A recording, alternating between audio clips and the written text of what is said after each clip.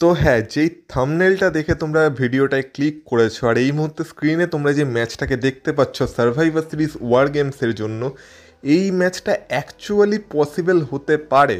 আর WWE এই ম্যাচটাকে actually করাতে পারে যদি ডাব্লিউডাব্লিউই একটু পরিশ্রম করে। তো কারণ স্টোরি তো তাদের পুরো হাতে বানানোই আছে, তাদেরকে শুধু এক্সিকিউট করতে হবে। কিন্তু সমস্যাটা তো এইখানেই যে ডাব্লিউডাব্লিউই এখন স্টোরিগুলোকে এক্সিকিউটই করতে চায় না। যখন মনে হয় যে এবার কিছু একটা ঘটবে তখনই যেন ডাব্লিউডাব্লিউই ডাউনফল শুরু হয়ে যায়। তো যাই হোক, ডাব্লিউডাব্লিউই কী করবে না করবে সেটা ডাব্লিউডাব্লিউই আর ট্রিপল এইচের হাতে, কিন্তু আমার এই চ্যানেল আর আমার এই চ্যানেলের ভিডিও সেটা তো আমার হাতে আছে। তাই আমি তোমাদেরকে পুরো সেন্স দিয়ে বোঝাবো যে কিভাবে এই ম্যাচটা এই বছরের সার্ভাইভার সিরিজে পসিবল আর কিভাবে এই ম্যাচের স্টোরি লাইন সাজানো যেতে পারে। এবার তোমরা বলবে যে কালকে ক্রাউন জুয়েল হতে চলেছে আর ক্রাউন জুয়েল নিয়ে কথা না বলে আগেই সার্ভাইভার সিরিজ নিয়ে কথা বলছে, কিন্তু অ্যাকচুয়ালি এই ম্যাচের যে স্টোরি লাইন সেটা ক্রাউন জুয়েল দিয়েই শুরু হতে পারে। কিভাবে সেটা নিয়ে এই ভিডিওতে কথা বলবো, তাই ভিডিওটা পুরোটা দেখো, স্কিপ করো না। এই ভিডিওটা তোমাদের ভালো লাগবে এটা আমি তোমাদের বলতে পারি, কারণ তোমরা দেখছো wrestle entertainer. So let's start the entertainment.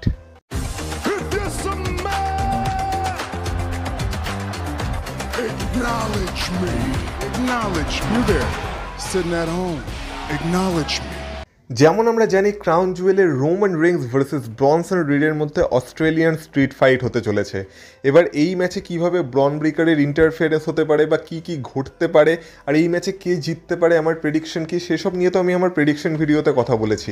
কিন্তু এই ম্যাচের রেজাল্ট যাই হোক না কেন, এইটা তো শিওর যে এদের স্টোরি এখানে শেষ হবে না। কারণ প্রথমত রোমান রিংস ভার্সেস ব্রন ব্রেকারের ম্যাচ এখনও ডাব্লিউডাব্লিউইতে হওয়া বাকি। তাছাড়া ব্রন ব্রেকার ব্রনসন রিড এরা তো চুনোপুটি, এরা তো জাস্ট পথের বাধা। রোমান রিংসের আসল টার্গেটে এখন যে আছে সে হলো সেথ ফ্রিকিন রলিন্স।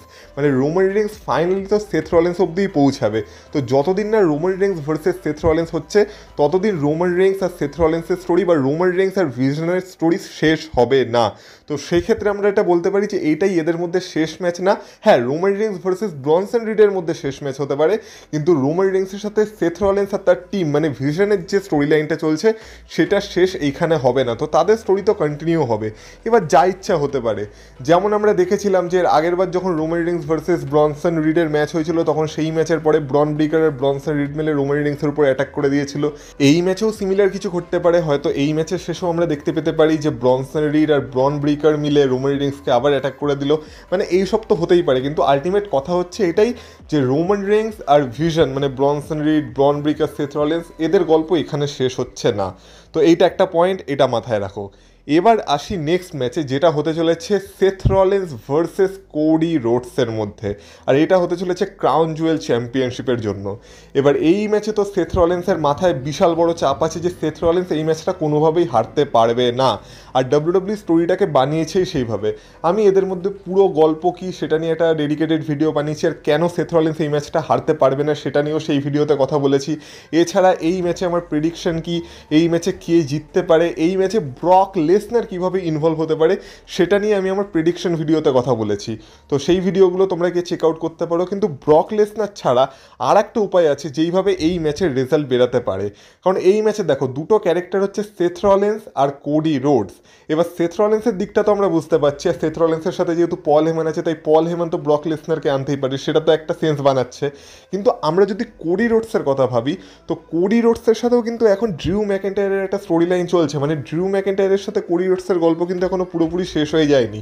ড্রিউ ম্যাকেন্টায়ারেরও এখনও কোডি রোডসের সাথে কিছু আনফিনিশ বিজনেস আছে। তাই ড্রিউ ম্যাকেন্টায়ার তো কোডি রোডসের পেছন ছাড়বে না, কিন্তু কোডি রোডসকে সাহায্য করার জন্য এখন কোডি রোডসের সাইডেও একজন আছে, আর যে হলো আমাদের ভাইপার র্যান্ডি অর্টন। কিন্তু এখানে একটা টুইস্ট আছে। এইখানে ডাব্লিউডাব্লিউ স্টোরিটাকে এমনভাবে দেখানোর চেষ্টা করছে যে র্যান্ডি অর্টন আর কোডি রোডসের মধ্যে ফিউচারে একটা ফিউড হতে পারে।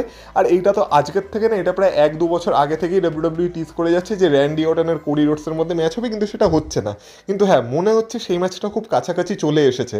যাই হোক, সেই ম্যাচটা এখন মেন জিনিস না। এখন মেন ব্যাপার হচ্ছে যে Randy Orton Cody Rhodes same পেজে আছে, কিন্তু ড্রিউ ম্যাকেন্টায়ারের সাথে কোডি রোডসের গল্প এখনও শেষ হয়নি। তো এই ম্যাচে হয়তো ড্রিউ ম্যাকেন্টায়ারেরও ইন্টারফিয়ারেন্স হতে পারে।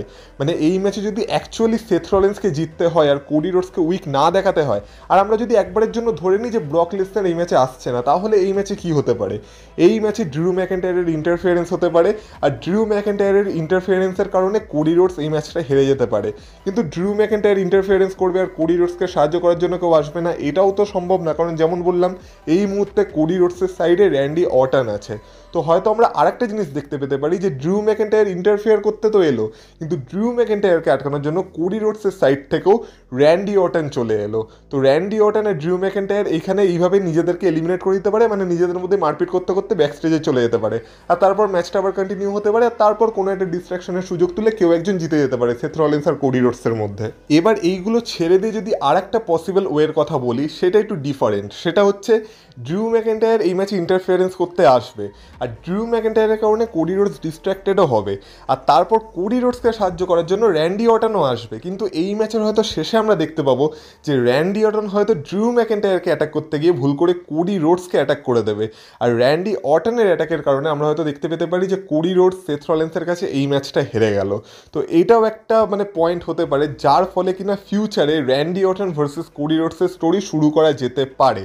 কিন্তু যাই হোক না কেন, এইগুলো তো ফিউচারের কথা।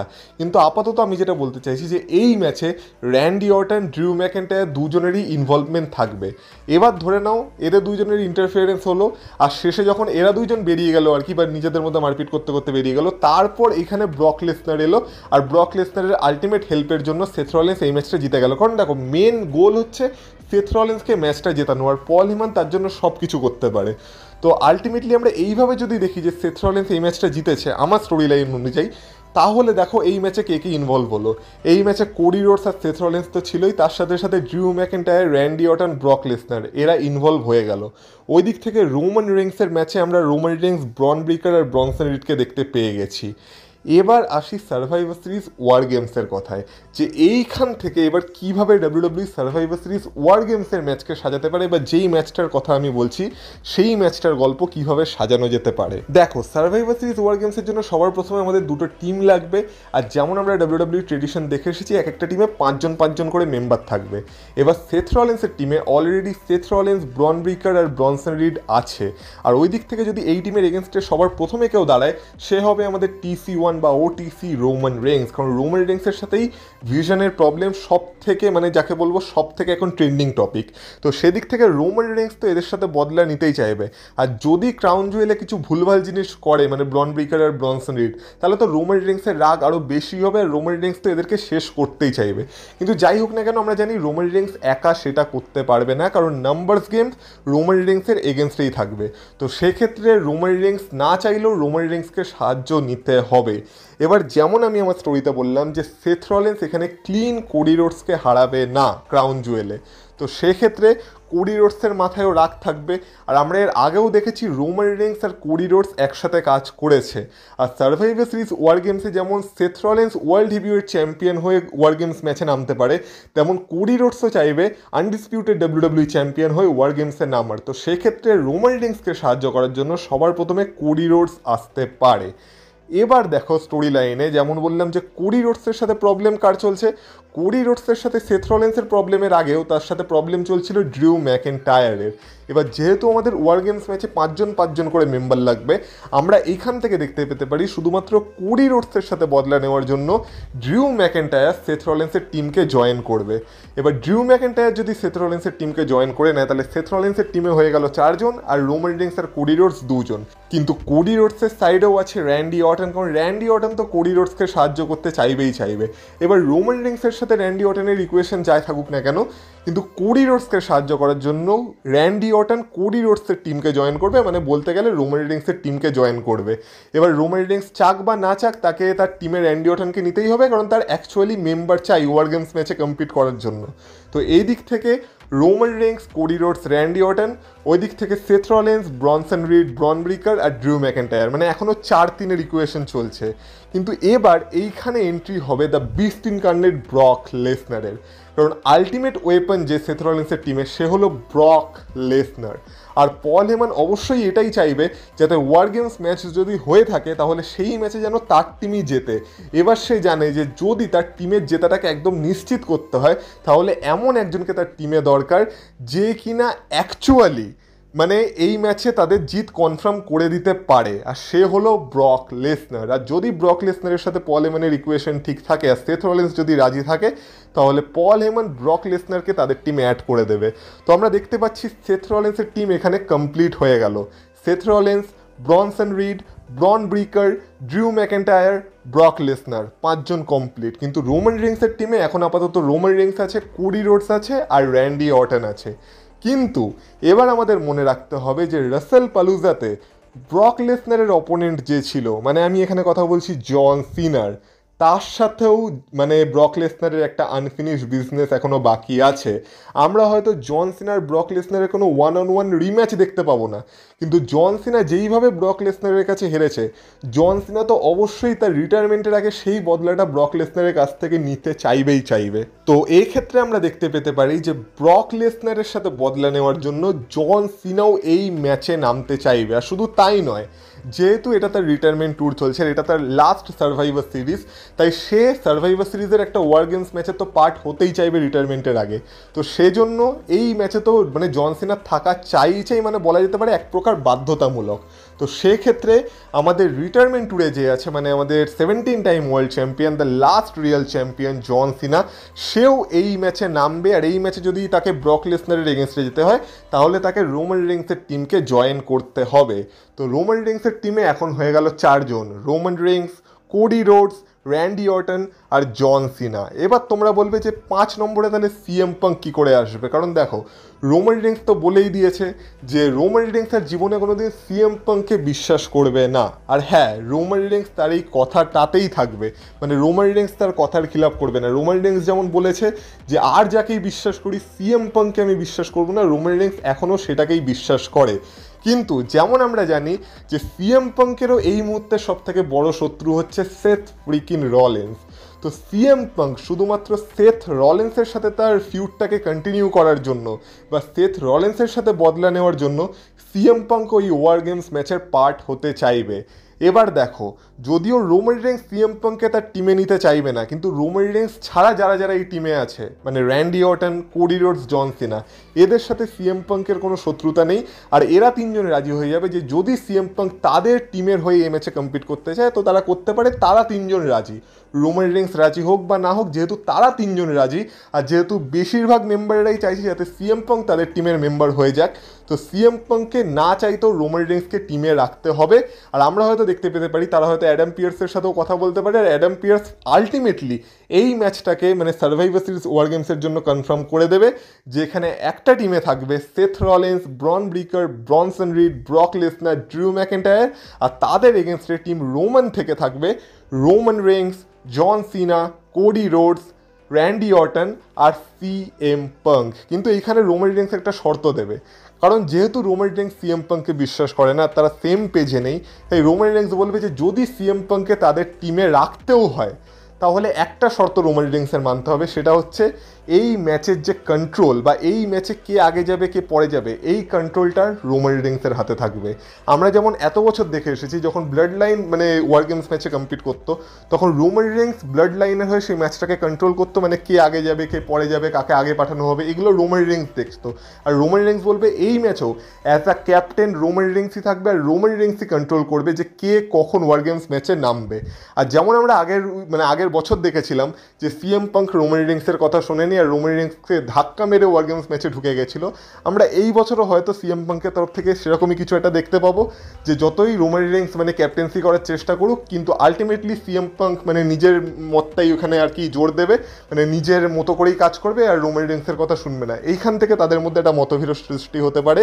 আর যেমন আমরা এই টিমে দেখছি যে এই টিমে কেউ কারোর সাথে কিন্তু সেইভাবে সেম পেজে নেই, তো আমরা যেমন দেখতে পাচ্ছি যে র্যান্ডি অর্টন আর কোডি রোডসের মধ্যেও একটা কোথাও না কোথাও ভেতরে ভেতরে দ্বন্দ্ব চলছে। এবার হয়তো আমরা এই ম্যাচেই দেখতে পেতে পারি যে আলটিমেটলি র্যান্ডি অর্টন কোডি রোডসের উপর টার্ন করে গেল। মানে দেখো এই ম্যাচটা থেকেও কতগুলো স্টোরি বানানো যেতে পারে ফিউচারে। মানে এই ম্যাচটা যদি অ্যাকচুয়ালি হয় তাহলে এই ম্যাচ থেকে আমরা র্যান্ডি অর্টন কোডি রোডসের ফিউচার স্টোরি লাইন পেয়ে যেতে পারি, ওই দিক থেকে রোমান রিংস সিএম পাঙ্কের একটা স্টোরি পেয়ে যেতে পারি, আর জন সিনা তো এমনি ফেয়ারওয়েল ট্যুরে চলে যাচ্ছে, আর এইভাবে ব্রক লেসনারের টিম এই ম্যাচ জিতেও যেতে পারে। মানে অনেক ধরনের স্টোরি এই ম্যাচ থেকে বানানো যেতে পারে। কিন্তু এই ম্যাচ থেকে কি কি স্টোরি লাইন মানে বানানো যেতে পারে সেটা তো পরের কথা। সবার আগে এই ম্যাচটাকে কিভাবে বানানো যেতে পারে আর এখনও কিভাবে ডাব্লিউডাব্লিউ লজিক্যালি তাদের স্টোরি লাইনকে কাজে লাগিয়ে কিভাবে এই ম্যাচটাকে বানাতে পারে সেইটা লজিক্যাল রিজনিং আমি তোমাদের দিলাম। এবার তোমরা বলো তোমরা আমার সাথে একমত কিনা, আর আমি এখানে কিছু ভুল বলেছি কিনা। আর একবার যদি এই ম্যাচটা সত্যি সত্যি ডাব্লিউডাব্লিউ কনফার্ম করে দেয় না এই বছরের সার্ভাইভার সিরিজের জন্য, এই ম্যাচে স্টার পাওয়ারের কথা ভাবো। একটা ওয়ার গেমস ম্যাচে Roman Reigns, John Cena, Cody Rhodes, Randy Orton, CM Punk, Brock Lesnar, Seth Rollins, Drew McIntyre, Bron Breakker, Bronson Reed, মানে পুরো স্টারে ভরা ম্যাচ হবে এটা। আর এইটাই একটাই ম্যাচ মানে পুরো সার্ভাইভার সিরিজকে হেডলাইন করার জন্য যথেষ্ট হবে।